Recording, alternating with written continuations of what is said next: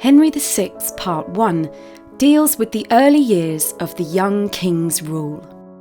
Amid feuds, petty arguments, and personal power games, the young King Henry is controlled and manipulated by the nobles around him, as the English fight to keep their grip on France, and the first seeds of bad blood are planted that will eventually lead to the Wars of the Roses. The play begins at the funeral of Henry V. The dead king's war in France is still going on, and Henry VI is too young to assume the throne. Henry V's brother, Gloucester, will rule England as protector until Henry VI is old enough to take over.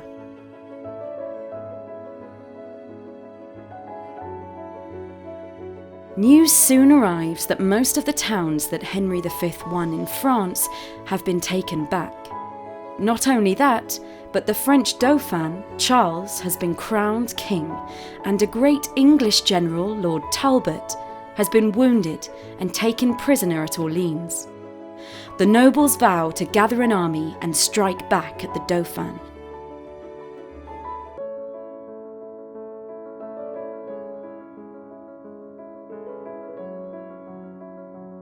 In Orleans, Talbot's forces still have the town under siege.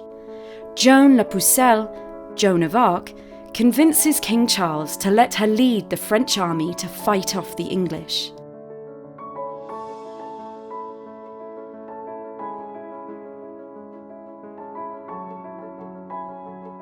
At the Tower of London, Gloucester and the Bishop of Winchester come to blows. The bishop accuses Gloucester of plotting to take over the kingdom, and it soon turns into a brawl between their servants. Meanwhile, in France, Talbot is released in exchange for a French noble.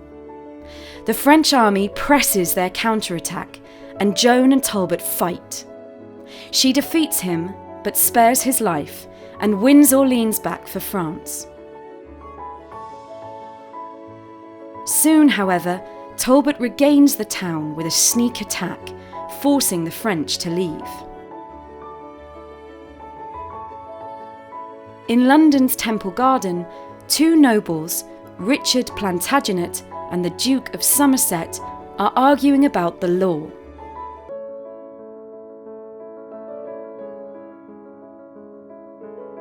They can't agree who is right, and decide that whoever agrees with Plantagenet will pick a white rose.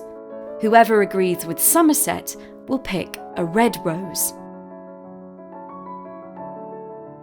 Somerset gets less support. He insults Plantagenet's father, and they part as enemies.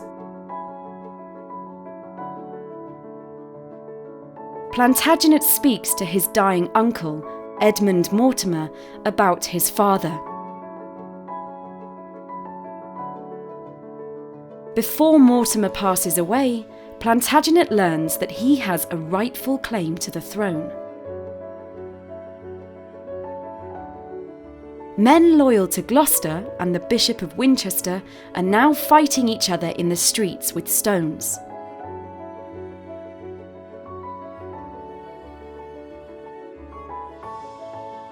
The young King Henry persuades Winchester and Gloucester to make peace for now. Now that Edmund Mortimer is dead, the king names Plantagenet the Duke of York and grants him his father's title too.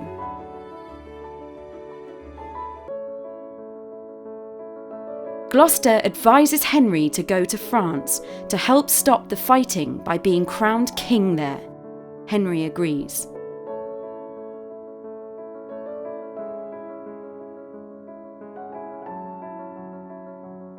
Outside the French town of Rouen, Talbot drives off Joan's army, and she flees with King Charles. She promises Charles that she has a plan, and persuades the Duke of Burgundy to drop his support for the English and help the French instead.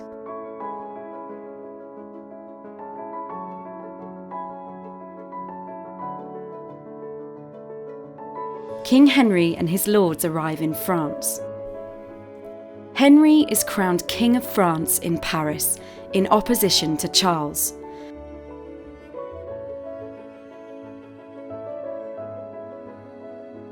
Talbot is sent to fight the Duke of Burgundy at Bordeaux. The king learns of the feud between Plantagenet, now Duke of York, and Somerset, and tries to calm them down.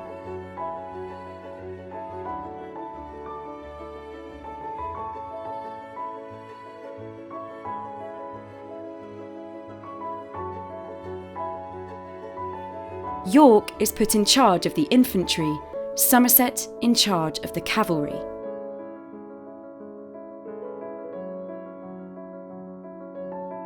At Bordeaux, Talbot finds himself surrounded by King Charles's army. Talbot desperately needs reinforcements, but York and Somerset second-guess each other, and the cavalry doesn't arrive in time.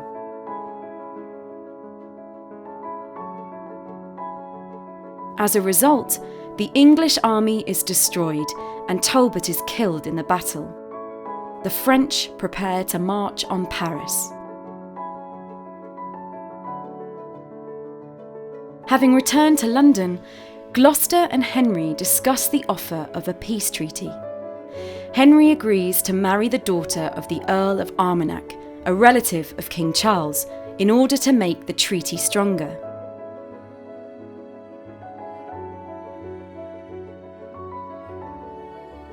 With Talbot dead, the French expect the English army to crumble. However, the English have rallied and grown stronger. They beat back the French army and scatter them. With the army retreating, Joan calls on demonic spirits for aid, but they abandon her, and she is captured by the Duke of York.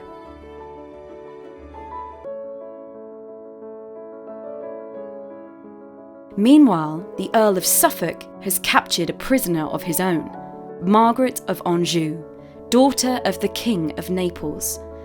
Smitten with her, Suffolk persuades her to marry King Henry.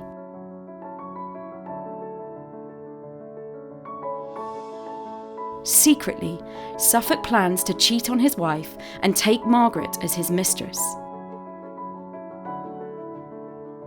Joan is condemned to death, and King Charles reluctantly agrees to a peace treaty with the English, planning to break it when the time is right. Back in the royal palace in London, Suffolk tells Henry about Margaret.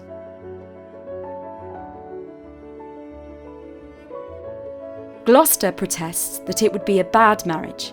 It would be much better to marry the daughter of the wealthy Earl of Armagnac, as they agreed.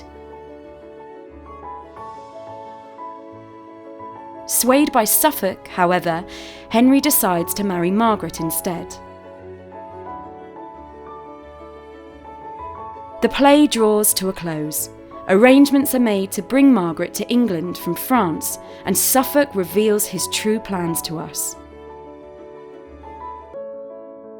Queen Margaret will rule the king, but Suffolk will rule her and control the king and the country for himself.